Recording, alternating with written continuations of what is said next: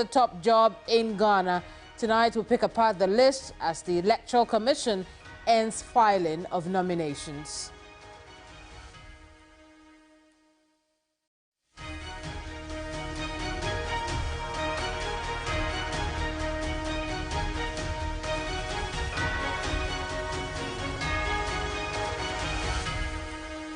I've got to tell you the numbers in the presidential race. This election look very interesting. I'll tell you more about that in the chat. But in order for you to be part of the conversation, ensure that you're watching us on Facebook at TV3 Ghana, YouTube at TV3 Ghana, and interact with your comments with the hashtag Ghana Tonight. Let's settle for Ghana Brief.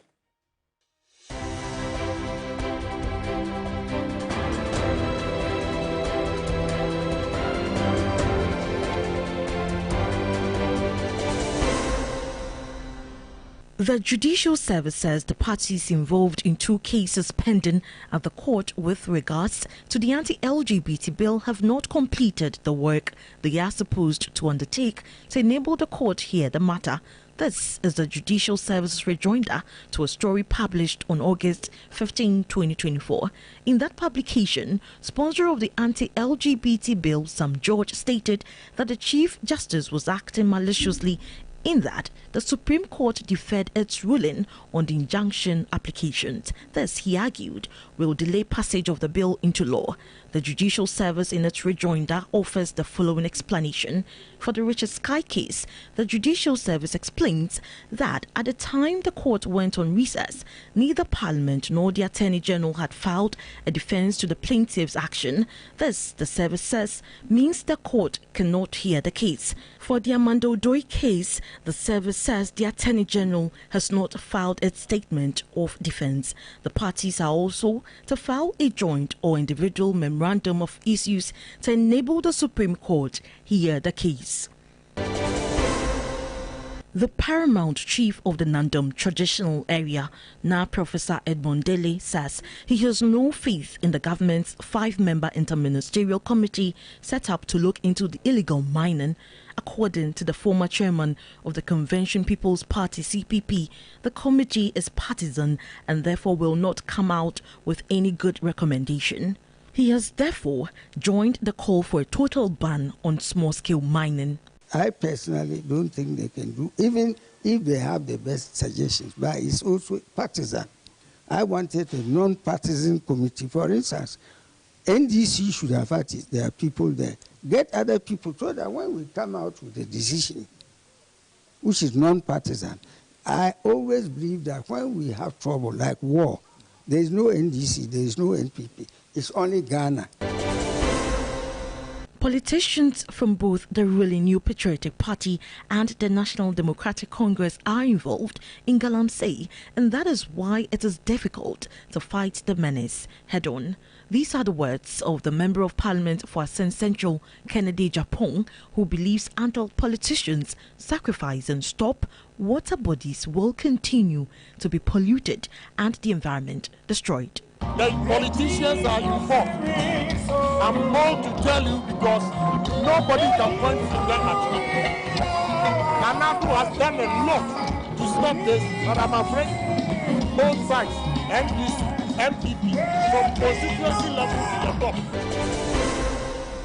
Member of Parliament for Ningo Prampram, Sam George, says any further delays by President Akufo-Addo in assenting to the anti-LGBTQ+ bill would be perceived as an indication that the president is in favor of homosexuality. Sam George, one of the main sponsors of the bill, made these remarks during a press conference calling on the president to take decisive action. If the 2 leading flag bearers, His Excellency John Dramani Mahama and His Excellency Mahmoud Bawumia, have stated emphatically that they will sign the bill, if we are seeing a delay in the courts, it will suggest that President Akufo-Addo supports homosexuality, is in favor of homosexuality, and that's why he's running away from signing the bill. Chairperson of the National Commission for Civic Education, Kathleen Addy, is urging Ghanaians to vote against politicians who use intemperate language in the lead-up to the 2024 elections. In a yet-to-be-aired interview on hot issues, the NCCE board stressed that Ghanaians have a role to play in churning out responsible leaders. We must begin to punish wrong behavior through how we reward politicians, because at the end of the day, politicians are not inherently bad people or some evil people. They're us. When people are misbehaving, then we are giving them funds, so to speak, right? We are hailing them. We are giving them front row seats. We are repeating their negative energy. We are giving them platforms to do even more. What will be the motivation for them to stop?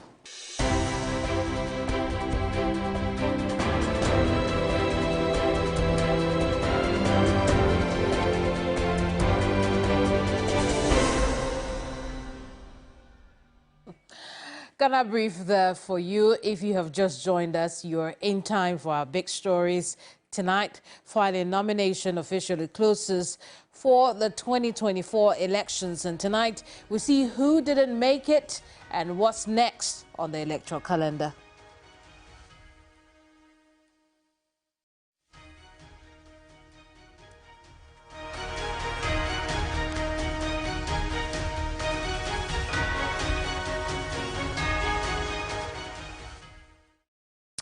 Tonight, we're learning nearly 24 men and women vie for the top job in Ghana. The list has shot 11 other people who could not file their nominations before the Electoral Commission closed nominations for both the presidential and parliamentary candidates.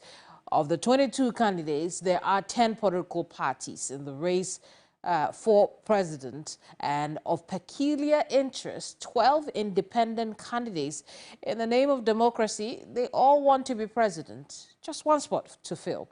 How does this number compare to the last election? I'll tell you. I take a look at what's coming up on your screen really critically, because 17 candidates filed nominations in the 2020 elections. 5 candidates less than this year, because this year is 22.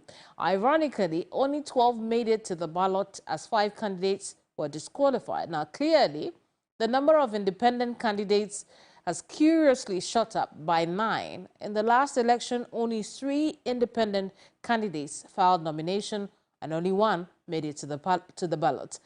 The numbers could have been, but some aspirants, could not make it in good time to meet the deadline.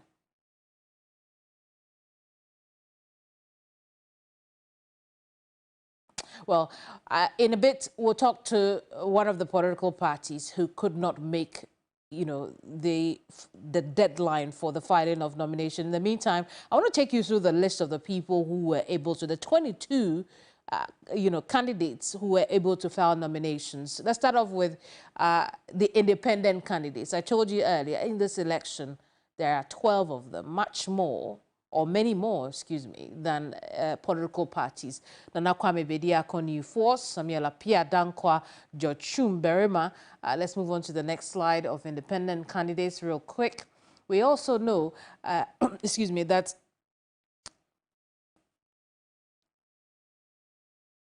we also know Kofi Kranting, Alan Tremanting, Janet Asana Nabla, who is not an independent candidate necessarily, because she left the PNC to form the PNP.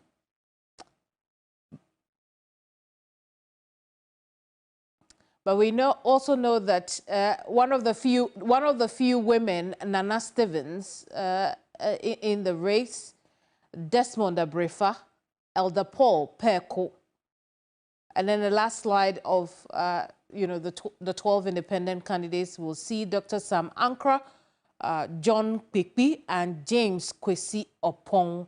Those are the independent candidates in the race. Shall we see the political parties in the race?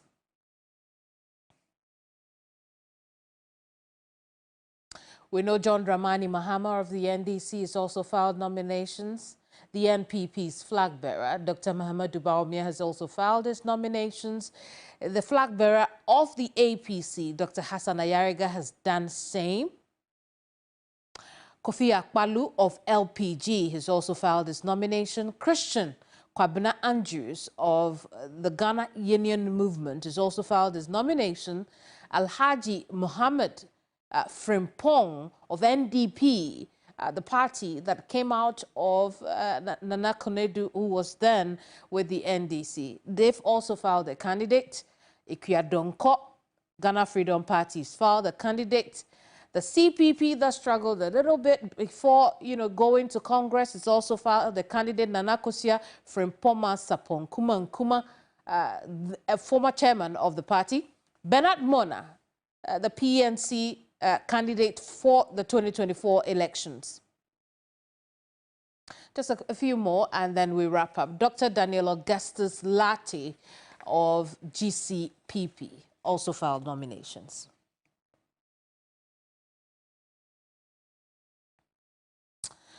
But as we said earlier, I'm going to bring in the national chair of the Progressive People's Party, PPP, Nana Ofori Owusu, on why their names do not appear on our list of political parties that have managed to file nominations as it was closed today. Nana, good evening to you. Thank you so much for joining us. Is there a reason you're not on the list? I am shocked to hear this in the news, because we have filed a candidature in the person of Kofi Asamoah. We were slated to present around 3 o'clock. We were on the premises of the Electoral Commission. There is a book at the security that we all signed our names in that book. We entered the EC. I met Deputy Commissioner Bossman.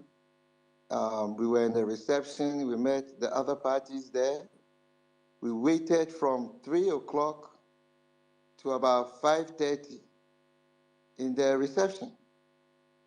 And we entered to give our documents, nicely binded. We've been doing this for some time. I personally have been Director of Operations from the PPP 2012, 2016. I've stood as parliamentary candidate. I've been Director of Operations. I've been Chairman. I understand the rudiments of filing. If you recall, 2016, when the EC wronged us and we went to court, they reinstated us. I see. So there's absolutely nothing Very well. that we did. And the reportage, I'm not sure it's an EC reportage, because from what we were told... Well, Nana, let's go back to, events that took place when the PPP attempted to file its nominations. You recall that the Electoral Commission had made or made their concerns about the timing known. Let's take a listen to that. We'll come back to our conversation. We are not expected to receive nominations after 5. The premises of the EC is not where we complete nomination forms. Candidates are expected to complete their nomination forms and file within the stipulated time. We are not going to accept it. We will receive it, but we are not going to accept the forms. I am acting on behalf of the chairperson, who is the returning officer.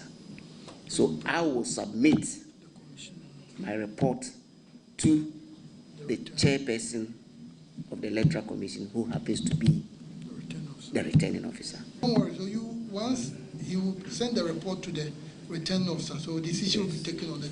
So you submit it officially, so you will receive it. Yeah. Nana, so what we hear is that, they have received it, but a decision has not been taken as to whether or not it's been accepted. As we speak at the moment, have you heard anything from the Electoral Commission that the forms that you submitted have been accepted? Well, we are looking forward to the Electoral Commission reviewing the documents as they review all other documents, bringing, if there are any errors to our attention, to correct as they have offered all the other candidates. You should have played what we said back to him when he made these comments. Oh. First of all, he said that they don't accept documents after 5:30. Is it our problem that we were sitting in the conference room and you were talking to other candidates when it was 5 o'clock? Did they bring everybody into the room at 5 o'clock to say, hand in your documents? We were in the premises, signed in their own books at 3 o'clock. If he says we were working on documents or fixing documents, did they see us writing on any documents? But Nana, if you had been there from 3 o'clock, what stopped you from filing your nominations? No. What I'm saying, there were people before us. Somebody had just left the room around a minute before we entered. We could not have rushed the room while other candidates were there. We entered immediately after the person before us had left. Then we entered immediately. Meanwhile, prior to that time, we were sitting in the conference room. And then they came to lock the door. The commissioner came and gave directives to lock the door while we were in the premises. Our vehicles were in the premises. The main door that had been locked, all the people that came after, I imagine, were behind the door. We were all inside. So what is being said is if that's what is being said, then it's funny. So Nana, in the absence of any new information we complied. In the absence of any new information from the Electoral Commission, the PPP, it does not appear that PPP was able to successfully file its nomination. What are the next steps for the party? No, it's what we have not heard anything officially from them. We are waiting to hear from them. You know that the PPP, if you wrong the PPP, we'll see you in court. Because the guidelines in which was given, the guidelines that were given and provided to us, we obeyed it in total. Our name in their own books that they put at the front for us to sign, our name and time, and the organization that we are coming from, our names are in there. We signed it. We have our documentations with us, nicely, neatly binded, 4 copies. We have been doing this as a political party from 2012 to date. There is nothing that is new to us in that process. And we abided by every single regulation. The 5:30 that he speaks of, I am surprised. Because people have lined up and you are calling them one by one. And if you are calling them one by one and our time is not up and you have not called us to enter, and the time you call us to enter is 5:30, but we were at the premises at 3. Does it stand to reason that you can say that you will not accept our documents? I see. This is not possible. I am saying that these things that they are saying, I'm sure upon sober reflection, we will hear something different. So we'll keep our fingers crossed for that. But you mentioned that Kofi Asamoah, one time General Secretary of your party, is the candidates that the PPP chose. We know that for a long time the PPP has gone with a female candidate. People were expecting the same. Talk to us about where Bridget places in your party today. Bridget is the member of National Committee. She's still a strong member of the National Committee of the Progressive People's Party. Kofi Asamoah was the running mate in 2020. And decisions, and the two of them, decisions have been taken, and this time it is Kofi Asamoah that is going for 2024. Looks like he's been given an upgrade. No, but Kofi Asamoah is a brilliant chap. He has been part of the people who have been writing our policy documents. He's part of the people that have led this party, great organizer. He has competed as a member of parliament for Akim Odan constituency, 2012, 2016. He has a strong pedigree in the political space. Very well, Nana. And everyone knows that. Nana, we can only wish the PPP well. Hopefully, the Electoral Commission speaks to this matter and that's so soon. Thank you so much.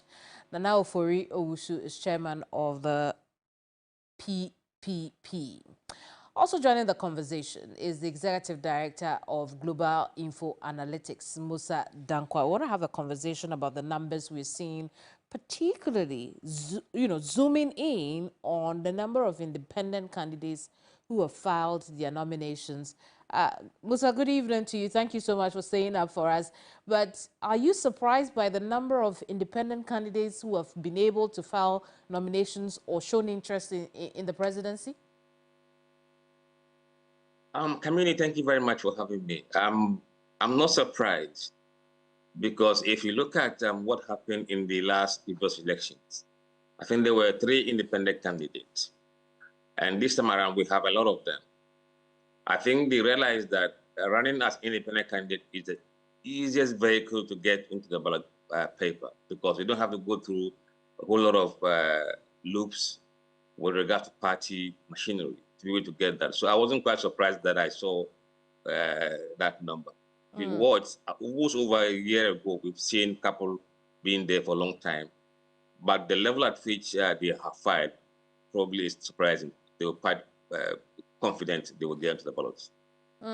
I see. But do the numbers you see support, the probability of the country, having an independent candidate for president?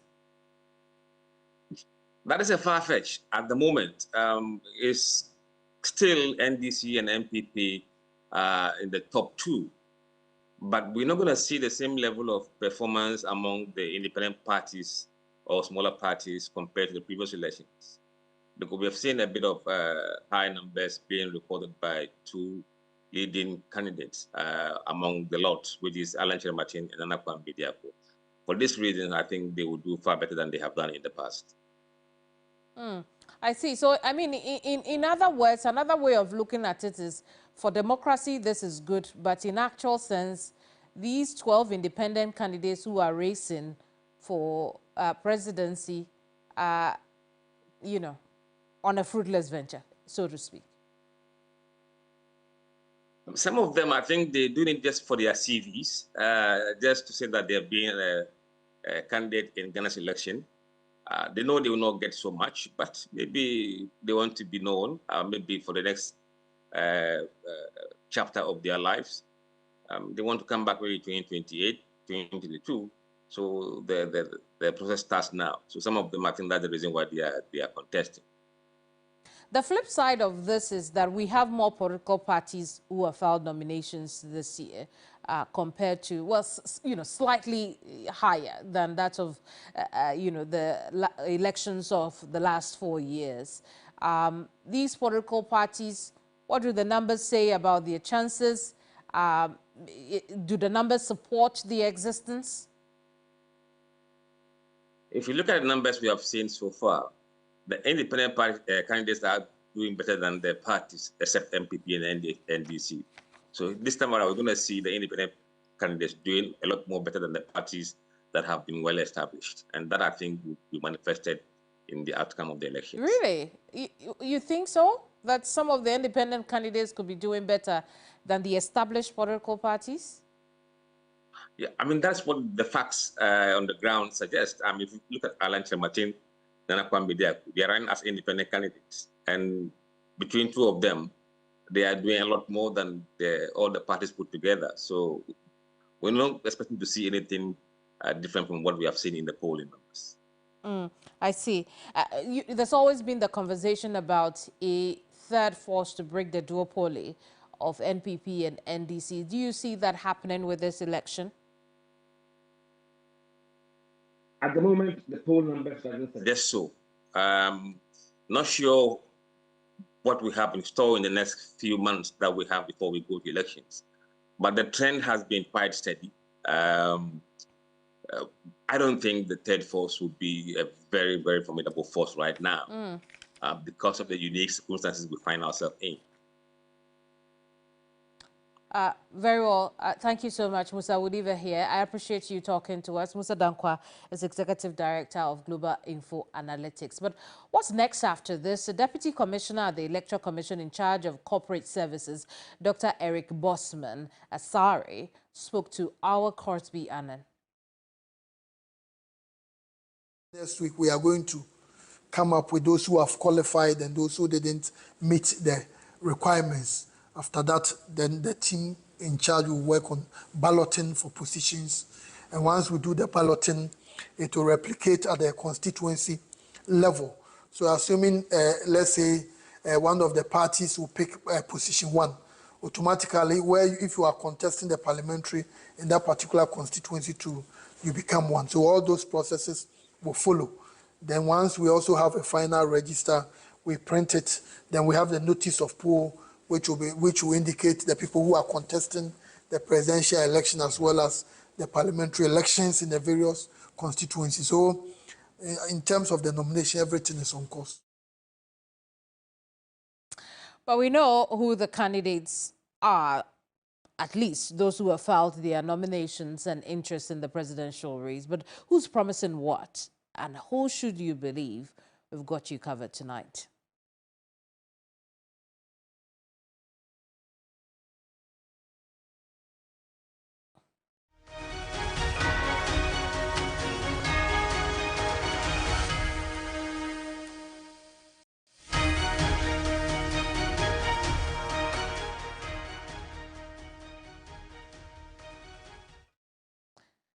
Now, it's 85 days more to the December polls, which means that it's that time of the year where politicians are known to promise citizens heaven and earth, sometimes in a shameless attempt to woo the same voters.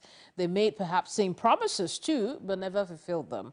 And this week, we have had some rather interesting ones, like the ones I'm about to show you.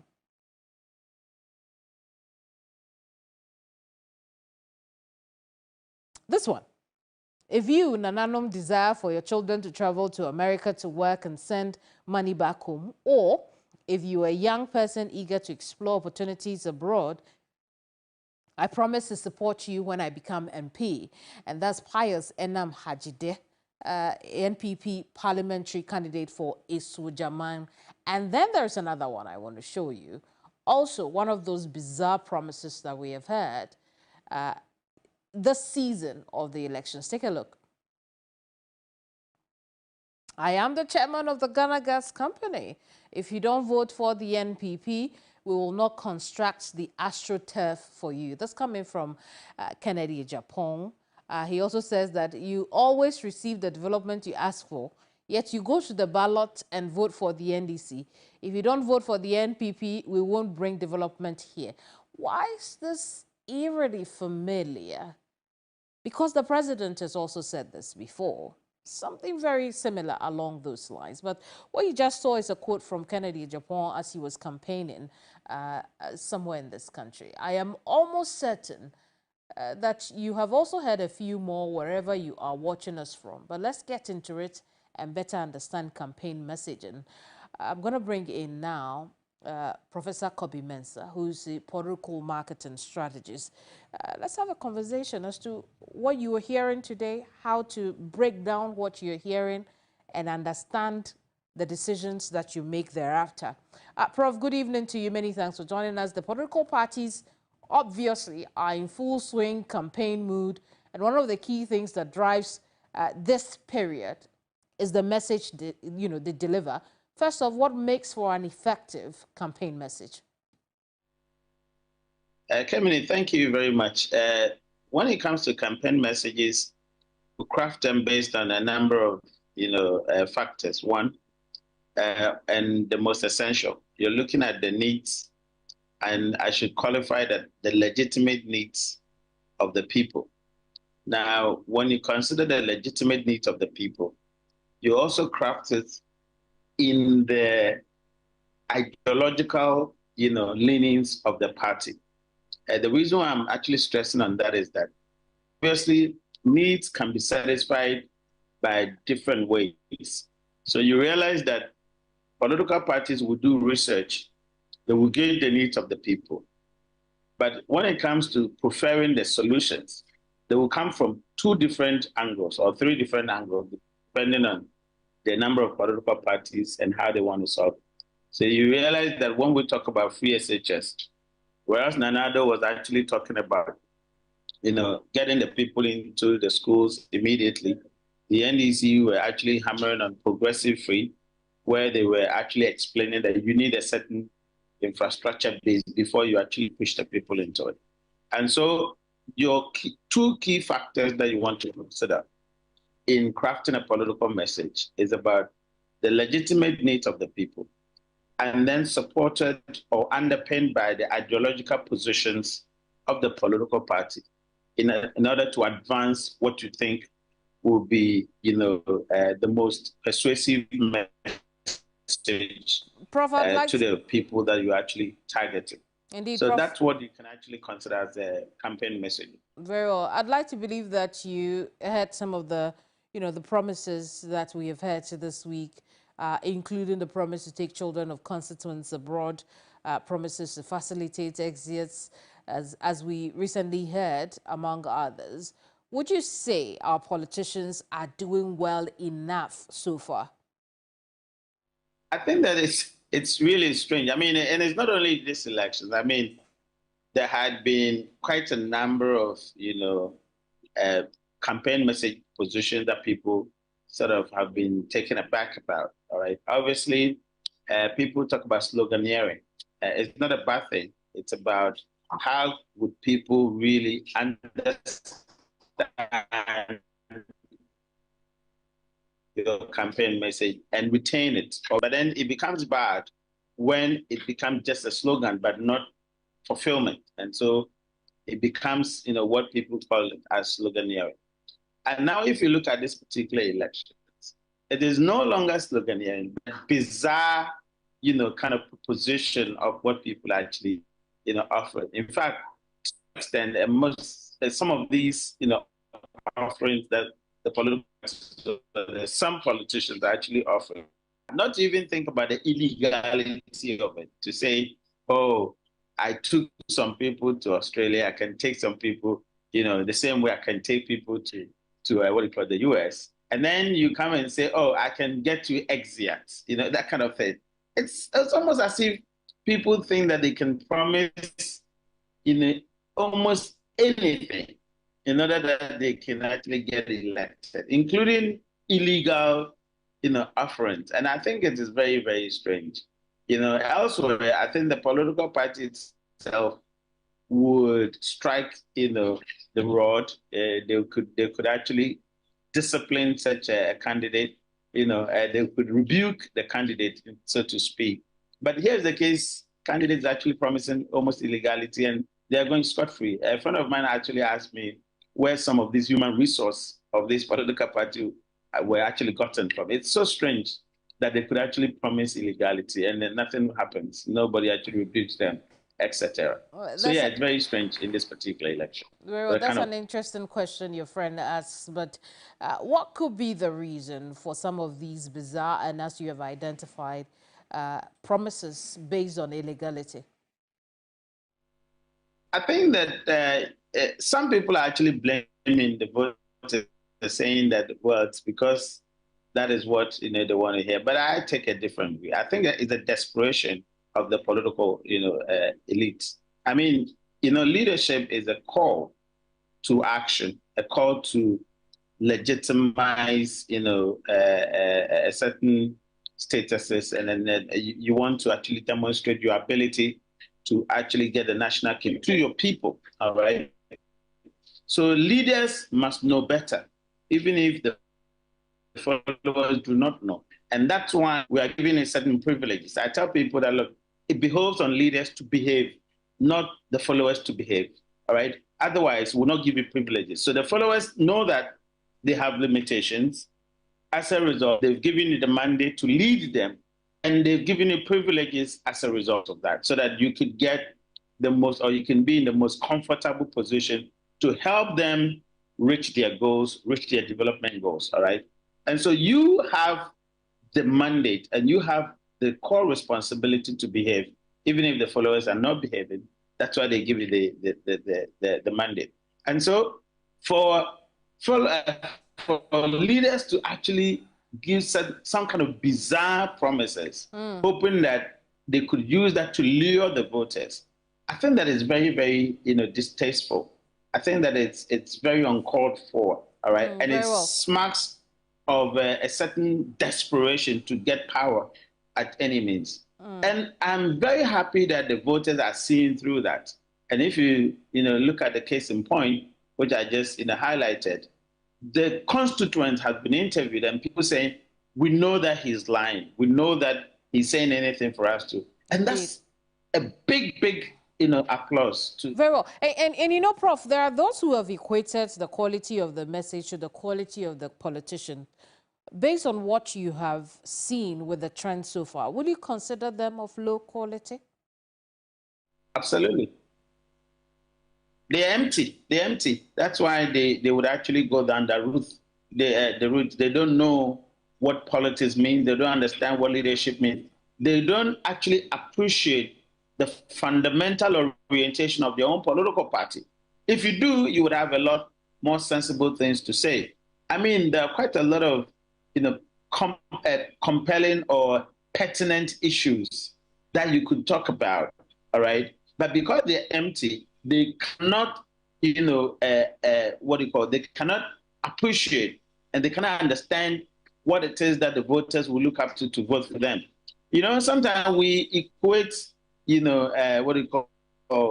growing up to leadership, and so by the fact that you see somebody is a grown up, the person is actually entered into a certain status, we think that, by virtue of that, they should be sensible, sorry to use that word, or by virtue of that, they should be able to appreciate what is right, what is legitimate, etc. No, there are quite a lot of people who have just grown without appreciating legitimacy, without appreciating what is right, etc. And so such people, you would actually give them that benefit of the doubt, at your own peril. You have to query them. And once you start querying them, you realize that no, they're not up to that level that you're anticipating that they should be. And so, the political parties, I always say that they are the channels through which we recruit leadership for this country. And that's why, for me, I believe that the political parties must have institutions that must train their workforce, all right? Because that's the only way that we recruit leadership for the country, I should say, all right? If you go to corporate, you go through managerial, levels, maybe you get through a line manager, etc., you become a corporate leader, right? Political party is the same. When you get to the base of it, maybe you are a foot soldier, you rise through the ranks, you become a constituency chairman, etc. Eventually, maybe you become a minister. Sometimes you contest and you win elections, you become an MP, you rise, just like Nanado did, becomes a flag bearer, just like Mahama also did, becomes a presidential candidate. It is the system that we recruit, all right, leaders into, we recruit leaders for the country, which means that political parties have the responsibility to orientate their people, to let their people understand what is leadership, what is the relationship between their leadership, their kind of leadership, and the party ideology and the needs of the people. If you do not take that particular steps, deliberate steps, to equip, empower, to train your workforce, which is from the rank and file of the political party, that's the kind of people you get. I see. Prof, I was going to, ask you how the citizenry could differentiate between complete rubbish of a promise and, credible promise. Unfortunately, I'm out of time, and so I'm going to have to say thank you to you. I appreciate you talking to us tonight. But also tonight, we are keeping the pressure on illegal and unethical mining, despite government's latest intervention. I'll tell you more, but you only know if you stay with us. Don't go away.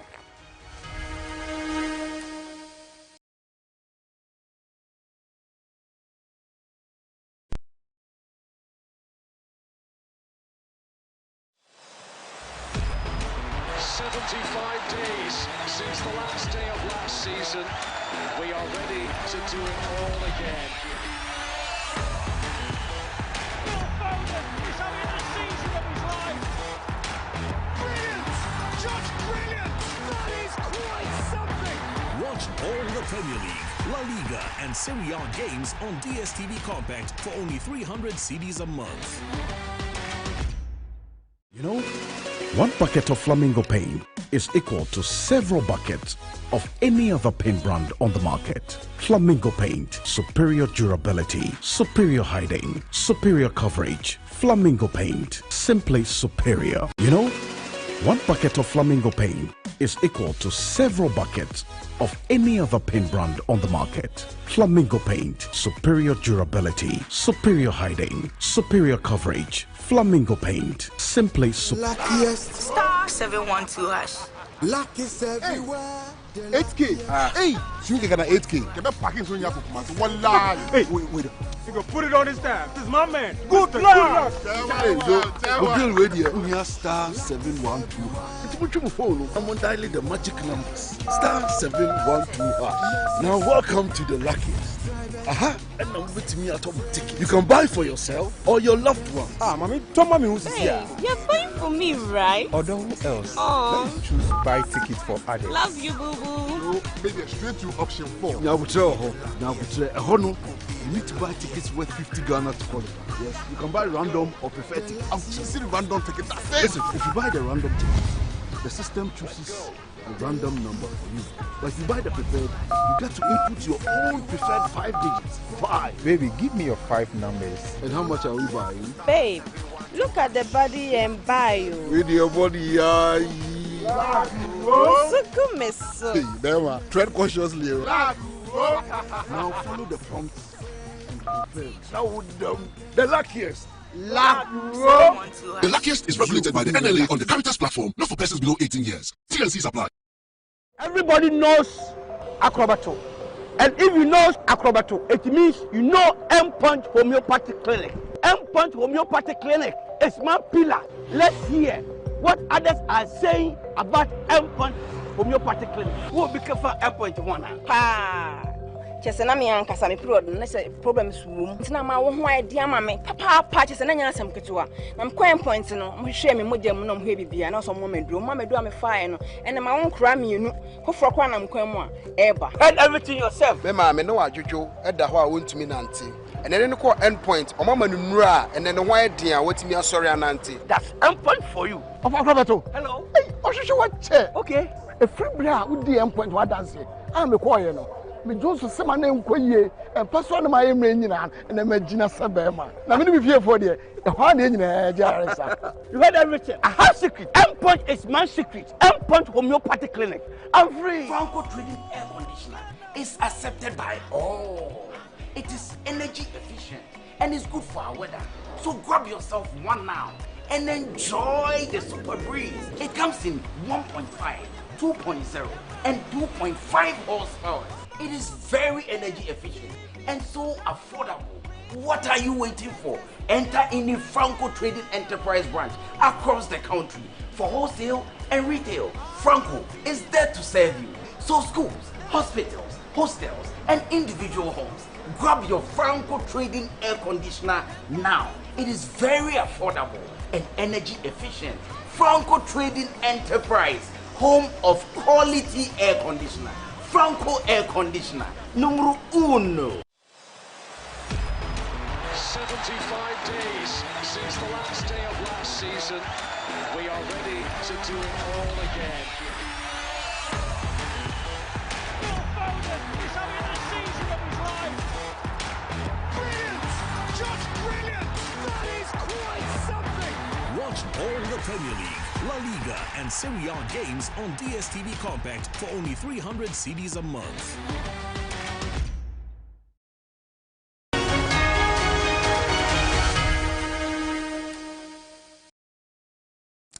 Tonight, the fight against Galamsey may be getting somewhere after all. President Akufo-Addo has put together an ad hoc committee, ministerial committee, to engage stakeholders on illegal mining.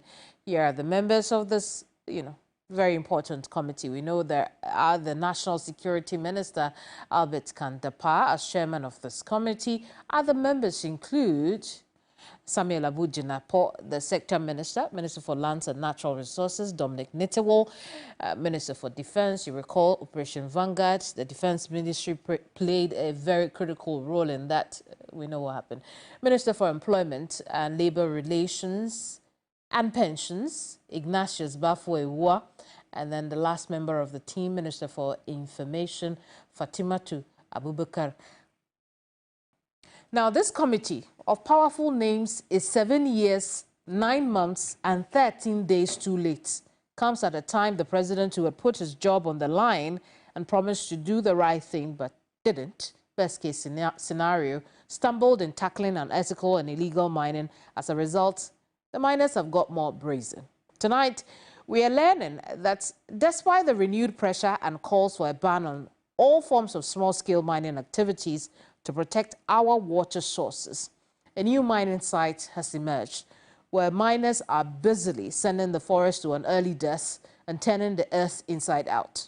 I'm talking about the Asenanyo Forest Reserve within the Nkarie Forest District in the Ashanti region. Take a look at the very disturbing pictures on your screens at the moment. The green is going away. We're seeing the brown earth. They're turning it over just so they can get the gold and the money they need and ruining our water bodies, and then the rest of us get sick, including them.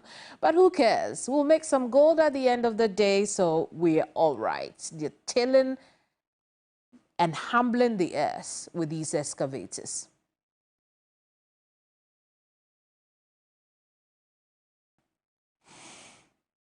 Well, in a tad, I'm going to speak to Abraham Essel, who is the Nkarie Forestry District Service Division Manager.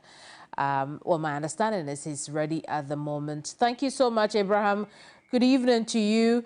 Let's talk about the situation that you identified this morning. What do you know, or what have you gathered about the owner of that? I'm not even sure if I should call it a concession, but the owner of, or the person behind that act. Do we know who this person is at the moment? Good evening, and thank you for being on the program. As we speak, no one has shown up that he or she is behind the operations ongoing in that section of the forest reserve. And to the best of my knowledge, we don't also have any documentation to that effect. And so for now, investigations are ongoing to try to unravel links behind that operation. So Abraham, the people just got up and then entered the forest, your forest. Exactly so. Really? So the excavators, no, you can't tell me that. The excavators, they came through the main road, entered the forest where you and your men are supposed to be, guarding, so to speak, and started tilling the land. Look at the vast land they have tilled over a 5-day period. How did that happen?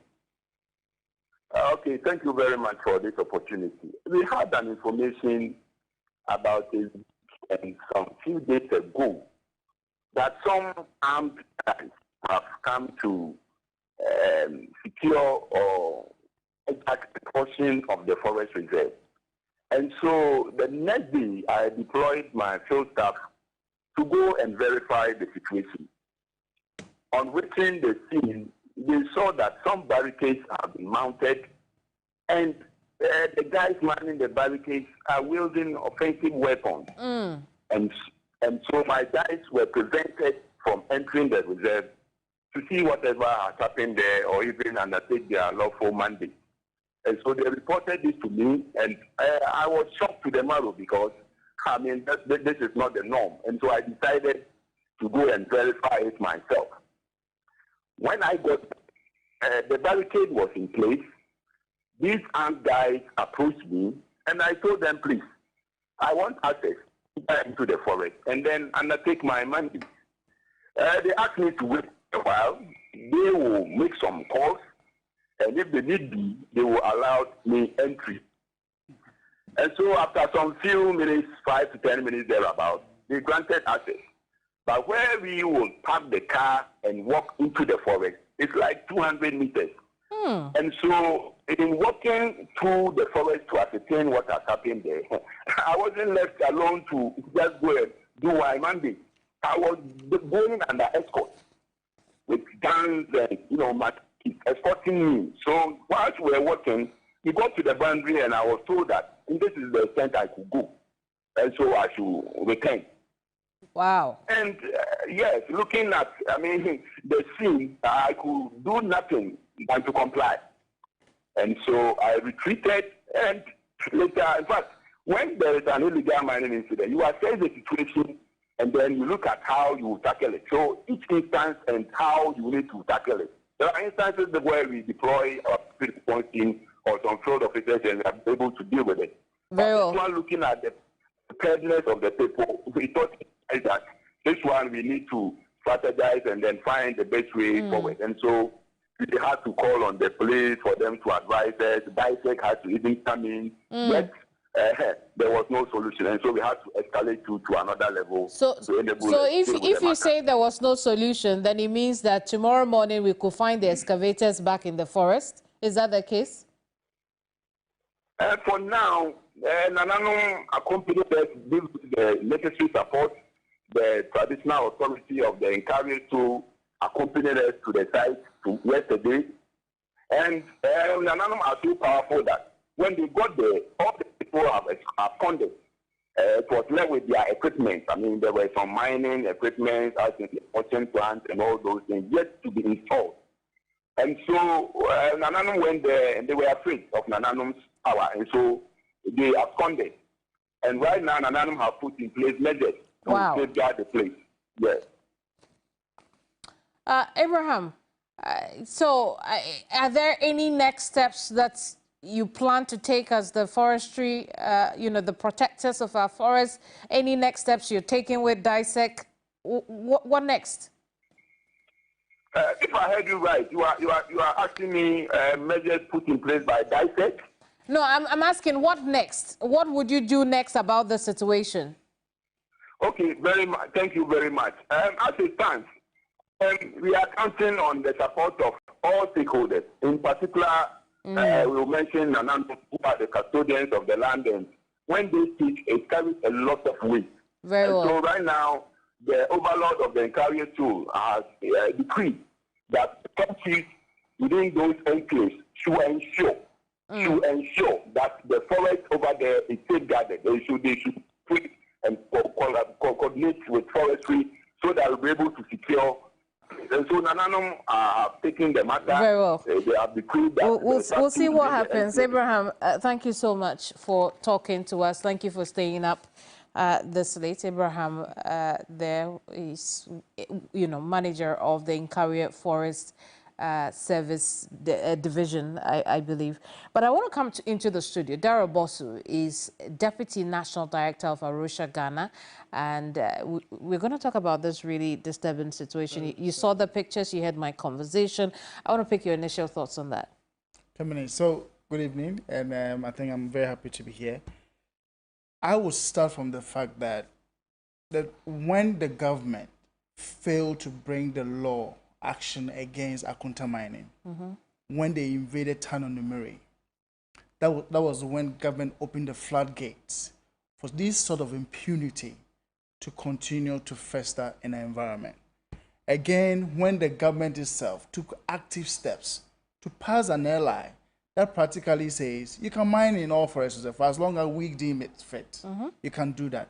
That also became the doom of our forest reserves. And now you have seen this brazen act of impunity where they're even challenging the officers. It started with Akunta mining. They also mounted a barrier and the Forestry Service had to beg to enter the forest. And he's talking about armed and these are, so practically people. you're putting our men and women who are also state agency actors who are protecting our forest reserve in danger. And you also say that, we've heard the minister also talk about the fact that the people in the pits doing mining are also what contributing to Ghana's economy. These are officers also appointed by the state, institutions set up by the Constitution of Ghana to work in the interest of the state. And their job is to make sure they protect the forest, not only for today, but also in better condition for future generations. So this kind of impunity should not be tolerated anywhere. And it's sad to see that this issue keeps happening day in and day out. And this is not the only forest reserve. There are several forest reserves that are also under siege. And I guess you have seen the statement from the Ghana Institute of Forestry talking about how their lives are in danger as a result of this impunity. That seems to be taking over the whole country. Today we have the president putting together this ad hoc ministerial committee. As I indicated, you know, it's 9 months, it's 7 years, 9 months and 13 days late. But, you know, in the spirit of the zeitgeist, or am I saying this right? You know, in the spirit of the moment, what are your impressions about this? I totally agree with you. This is too late. This is not the time to be talking. It's also a reflection that this government has not paid attention to all that is happening, and they've never thought of really resolving this problem. If this is just about talking, that is not what we are demanding. We are asking for a state of emergency, and all forms of mining, be it legal or illegal, around rivers and forest reserves to be halted and ceased. Equipment being used, ceased. And this is what we are asking. If this is just another talk time they are seeking to ask, then we are not going to give them that, because they only have up to the end of September. And that is where citizens are going to rise up and show them that you have taken us for granted for too long. And I think that where we are now, it is either we solve the problem now or we forget about it. Indeed. And so for us, we've heard of this committee. We are not amused by it, because we have also seen other statements and positions being put out there by the Minister for Lands and also the deputy. Indeed. And some of them are very worrying. I mean, I don't recall any of the key messages coming from either organized labor or the media coalition with all the other NGOs talking about banning small-scale mining. Nobody has said that. We have said emphatically that if you are mining in a forest reserve or in a river, you should cease, and that should be halted. Whether it is legal or illegal, you have to stop it. Indeed. So I actually think that it's just a red herring they are throwing out there to confuse the debate and also the demands that civil society is asking. Will this stop you? Will this make you, you know, tamper a bit?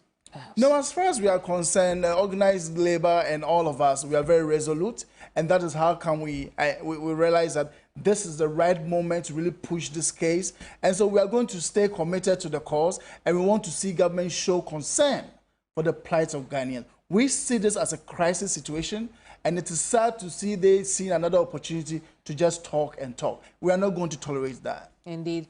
Dara, thank you so much for talking to us. It's been a pleasure. Thank you. Dara Thank you Bosu, so much. indeed. Dara Bosu is Deputy National Director of Arusha, Ghana, and we've been talking about the, you know, the death of our forests, which is also the death of us as a result of illegal and unethical mining. We'll keep the pressure on here at TV3, but remember that on Sunday you can join me in my conversation as we pick this up again with the the chairperson of the National Commission on Civic Education. We had a great conversation on this. Hopefully, it's a starting point for you to know how you're playing a role in this. But tomorrow at 7 a.m., join Alfred and his panelists as they discuss this issue and many others. This is your Election Command Center. This is also Ghana Tonight. And I'm going to have to say good night at this point. I'm out of time. But as always, a pleasure coming your way. Have a great weekend. Tonight is brought to you by Flamingo Paint. Superior durability, superior hiding, superior coverage, simply superior.